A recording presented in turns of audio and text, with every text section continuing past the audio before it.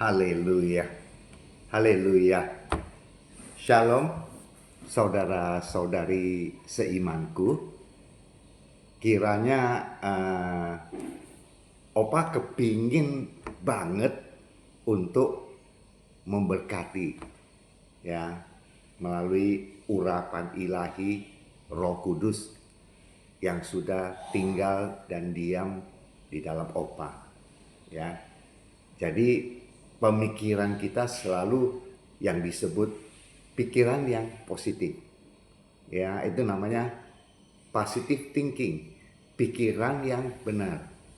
Yaitu namanya righteous thinking, dan pikiran yang kudus. Itu namanya holy thinking, dan juga yang disebut pikiran yang selalu ingin memberi atau menolong orang-orang yang hidupnya kurang mampu ya. Nah itu. Jadi pikiran atau pola pikir demikian kalau udah menjadi rema dipimpin oleh Roh Kudusnya Allah Bapa Surgawi, itu membuat kita menjadi di mana kita berada, di sana kuasa ilahi Roh Kudus pun berada. Tapi hari ini secara spesifik Opa ingin mengajar kita termotivasi lebih lagi mengenai berdoa syafaat.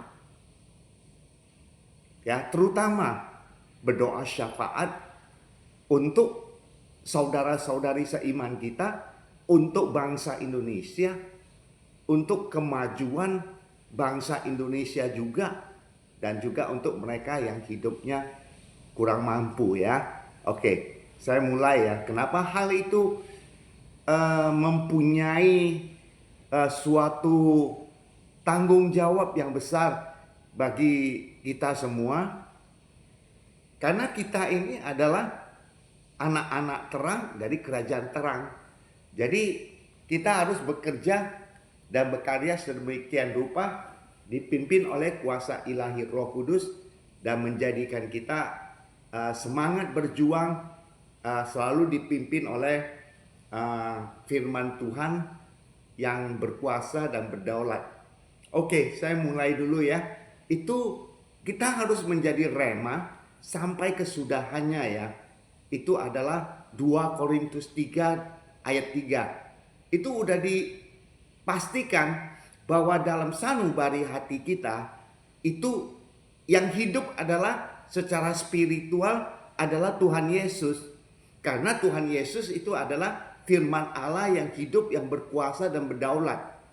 Nah, di 2 Korintus 3 ayat 3 itu dikatakan bahwa firman Allah yang hidup itu sudah sedemikian rupa ya oleh kuasa ilahi Roh Kudus, itu sudah dicantumkan atau dituliskan menjadi bersatu padu dengan hati sanubari kita.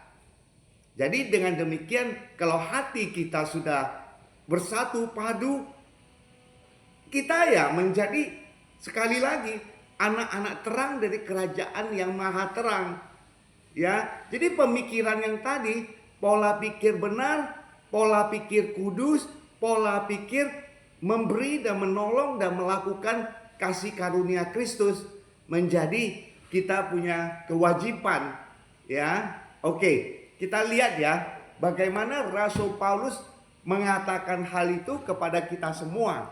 Ya, itu ada di posisi firman-Nya ya.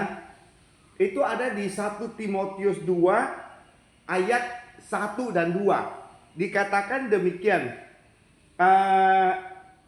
Pertama-tama aku menasehatkan, naikkanlah permohonan, doa syafaat dan ucapan syukur untuk semua orang, untuk raja-raja, untuk semua pembesar, agar kita dapat hidup tenang dan tentram dalam segala kesalehan dan kehormatan. Haleluya. Jadi dalam konteks ini point of view-nya adalah saya ambil intinya adalah doa syafaat. Ya, kita ya harus melakukan doa syafaat yang dipimpin oleh kuasa ilahi Allah Roh Kudus. Oke? Nah, dengan demikian doa syafaat itu terdiri dari beberapa poin utama yang spiritual.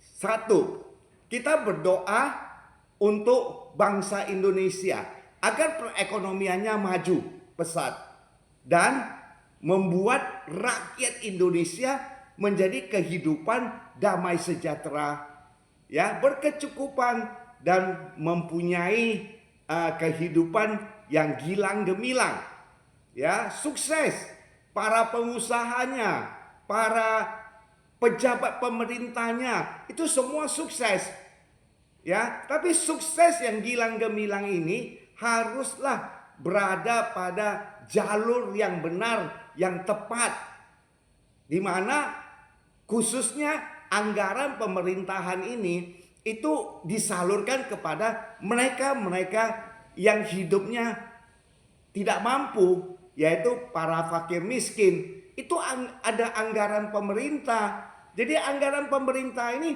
harus disalurkan per tahunnya dengan sesuai dengan kemampuan pemerintah tentunya. Itu poin nomor 1 ya. Kita berdoa, oh Tuhan tolong pemerintahan kita itu bisa menyalurkan untuk mereka-mereka yang hidupnya, ya, yang kurang mampu. Nah, poin kedua, ini penting sekali. Berdoa syafaat untuk mereka-mereka yang hidupnya itu di pinggir sungai, ya, sepanjang pinggiran sungai kita tahu di sana banyak bermukim orang-orang yang kurang mampu. Bahkan di samping sepanjang rel kereta api juga terdapat orang-orang yang tidak mampu di bawah kolong jembatan, di perapatan jalan. Ya, itu semuanya kita harus berdoa. Ya, berdoa syafaat. Ingat, berdoa syafaat poin 1 untuk pemerintahan. Poin kedua, untuk mereka yang hidupnya kurang mampu, yang di pinggir sungai, di pinggir kereta api, di bawah kolong jembatan. Kita berdoa demikian agar sesuai kuasa ilahi Roh Kudus yang berkarya dalam bangsa Indonesia ini menjadi nyata. Ya, mereka sebagian akan menjadi mengenal Yesus Kristus Tuhan. Ya kan? Nah, itulah tugas saudara-saudari seiman untuk mengadakan doa syafaat untuk mereka-mereka. Haleluya. Oke, dan poin nomor 3. Nah, kitanya juga harus berdoa syafaat. Ya, pergi ke namanya Komsel atau ke Pondok Daud. Di sana kita juga berkiprah dengan mereka-mereka, ya, kelompok orang-orang yang memang umat gereja untuk berdoa bersama-sama. Nah, itu juga penting. Soalnya dengan meluangkan waktu ke sana, kita memperoleh banyak hal. Bisa memperoleh doa untuk keluarga-keluarga besar kita. Jadi, secara keseluruhan, poin 1, 2, 3 adalah berdoa syafaat untuk di dalam nama Tuhan Yesus, dipimpin oleh kuasa ilahi Roh Kudus untuk mereka. Jadi hal itulah, kalau kita berdoa syafaat, artinya kita itu menabur loh. Menabur. Dan kita akan memperoleh penuaian yang luar biasa. Oke, sip deh. Haleluya. Thank you ya teman-teman. God blessing you and family. Sukses gemilang selalu 2025 ya.